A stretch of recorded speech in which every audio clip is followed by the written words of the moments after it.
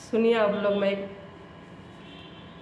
झूमर गीत है, कैसा लगता है कमेंट करके बताइएगा ज़रूर। कमेंट, लाइक, शेयर का, सब्सक्राइब का पैसा नहीं लगता है दोस्तों। प्लीज़ आप लोग इतना तो कम से कम कर दीजिए कि लाइक, सब्सक्राइब, शेयर तो करिए। आप लोग कमेंट करके ज़रूर, छोटा सा कमेंट, कुछ भी लिखिए, गाली ही लिख दीजिए, लेकिन कमेंट करके ज़रूर बताइए दोस्तों। आप लोग से हाथ जोड़ के रिक्वेस्ट है। करिया चपल करिया फीतावारे नदी, करिया चपल करिया फीतावारे नदी।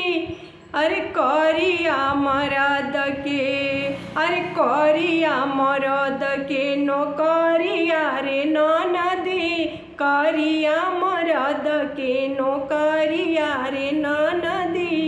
अरे गोरे का मरदवा, अरे गोरे का मरदवा लफुआ हरे नदी, करिया मरद के, करिया मरद के नौकरिया रे नदी, करिया मरद के। अरे करिया झुलफिया करिया चास मारे नदी, करिया मरद के नौकरिया रे नदी, करिया मरद के।